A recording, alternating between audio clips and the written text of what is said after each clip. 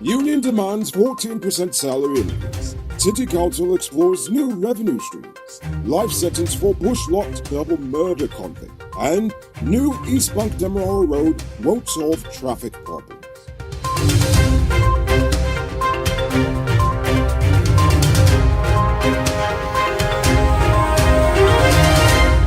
I'm Rico Pulford and welcome to tonight's edition of Uncut News. Do you see news happening? Send us a tip on WhatsApp at 592-659-6151. On Tuesday, the GTUC demanded a meeting with the president over the salary increases. They want the government employees to receive 14% instead of 7%.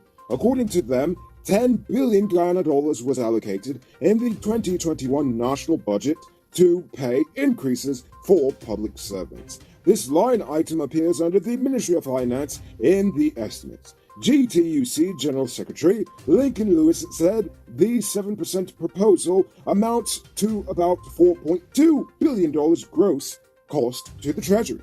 So if they were to double the number to 14%, it would still come below the $10 billion allocated. They also consider the situation even more insulting when you consider the fact that the government is legally mandated to engage in salary negotiations with the workers' unions, something they have not done since coming into office. GCOM has shortlisted 6 candidates for interviews for the CEO position. They are Vishnu Prasad, Anil Giddings, and Deodat Prasad, along with 3 foreigners, Eugene Petty, Kirk Clark, and Leslie Harrow. But the APNU-nominated commissioners had only shortlisted the 3 foreigners and are reportedly refusing to interview any of the locals. Additionally, 4 persons have made the final shortlist to be interviewed for the deputy CEO post. Chairman Cornette Singh is expected to present an integrated list of shortlisted candidates for the 7 advertised positions to the commissioners by tomorrow. According to Labour Minister Joseph Hamilton, some 50 persons have died and dozens more have been gravely injured in over 300 reported workplace accidents recorded since August 2020. In response to the deaths, the Labour Ministry is seeking to increase occupational safety awareness among the population. But it'd probably be nice to also give some of that instruction towards the employers who are out here not giving people safety equipment.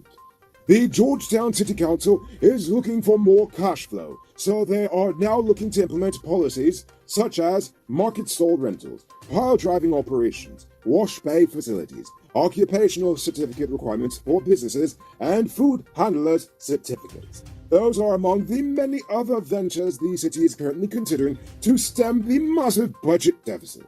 The City Council is also considering an increase in city property valuations, which hasn't been done since 1996, so they are terribly outdated. In fact, some Regent Street businesses are paying as low as $6,000 a year in property taxes. Not a month, a year. Now it's time to tell you about Best Buy's car of the day. Currently on sale is this 2011 Subaru Forester XT. It comes with all-wheel drive, driving modes, Bluetooth, mag rims, new tires, TV, CD, stereo, reverse camera, rear spoiler, and much more. Buy cash for $4.7 million or pay down as low as $940,000 down with around $106,500 monthly for 4 years, and it is yours. Call or WhatsApp 662-0844 for more info, or visit their showrooms at Lot 171 Peterborough Street, Queenstown, or Lot 2 Lamar Street, and tell them the Rico sent you to get in on this sweet deal. This morning, 25-year-old laborer Tito Prescott was remanded to prison for robbing a fish vendor of over $900,000 at the Meadowbank Wharf in Georgetown. Prescott denied the charges. Nevertheless, he was remanded to prison until December 1st, 2021. Today, 25-year-old Nazamuddin Rafiq was sentenced to life in prison with the possibility of parole after serving a minimum of 35 years for the 2016 double murder of 81-year-old Arthur Rajkumar and his reputed wife, 44-year-old Diane Chanmandlal. He was accused of chopping the couple to death during a home invasion in Pushlot, Berbice. Earlier this month, Rafiq was arraigned for the offense of murder and pleaded not guilty. In the middle of his trial, he had a change of heart and pleaded guilty to manslaughter. However, Justice Kassoon said that Rafiq's plea was not motivated by remorse, but a mere attempt to save himself from the death sentence if he was found guilty of capital murder. You can multiply your cash by selling Digicel Top-Up. This is a legit way you can earn some extra money at your business or to supplement your current hustle. Become a top-up vendor quick and easy through Cellular Plus. Call them on telephone number 685-3109 for more info. It's now time for today's Runner Report. Today, the nation recorded 79 new cases. There are now 980 persons dead, 12 in the ICU, 1,722 in home isolation. And the total number of confirmed cases around the nation now stands at 37,524. So please, people, wash your hands frequently. Avoid touching your nose and mouth and mask up before you leave the house. When you do leave home, try to avoid enclosed spaces and large crowds. And remember to give 6 feet of space between you and others. As for the vaccines, to date, 397,612, or 77.5% of adults have received the first dose, and 273,701, or 53.2% are fully vaccinated. Unfortunately, they didn't give us the number for the children today, so oh well. And now for our stupid news of the day. You know what I think is stupid? The fact that the government is operating on the false belief that another eastbound Demerara Road will solve the traffic gridlock in Guyana.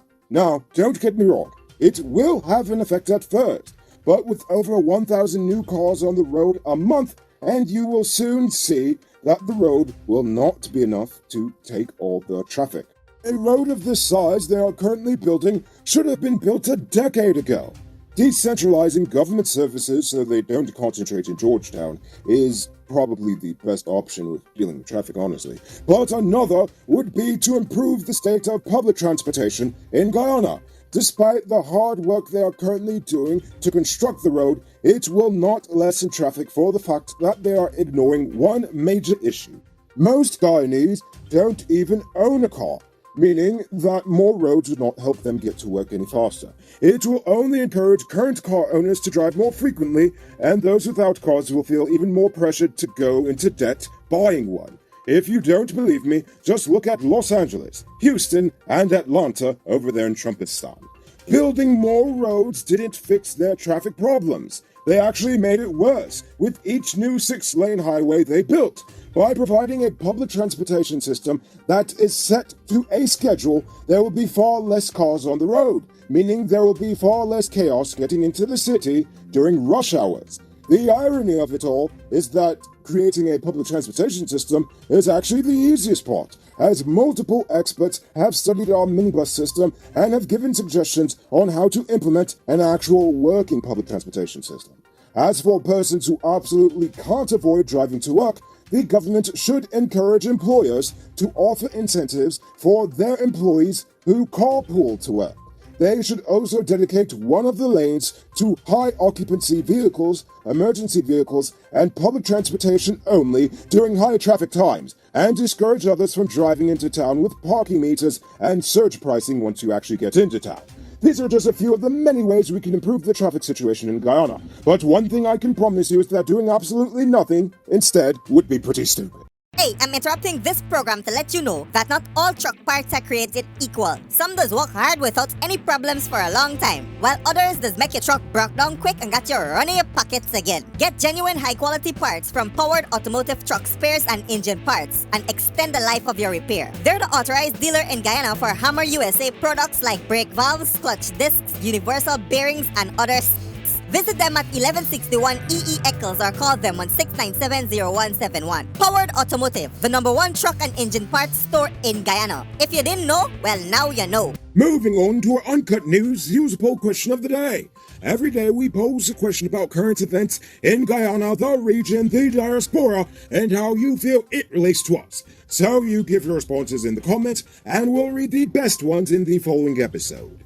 Yesterday's question was, the courts have recently sentenced 4 men to the death penalty, but there's a moratorium on it. Would you support officially repealing the death penalty or officially reinforcing it? Lauren Ipsum says, I was once anti-death penalty. Then I watched the movie Dear Zachary, a letter to a son about his father. Oh gosh, that was such a sad movie. It was worst tearjerker I've ever seen. It's really sad. No, I definitely understand why you're pro-death penalty after watching that movie.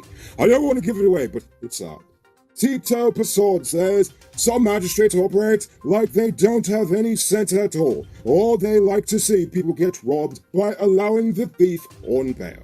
Very true. And finally, Troy DeWeaver says, yes, bring back the death penalty. Do unto others what was done unto you.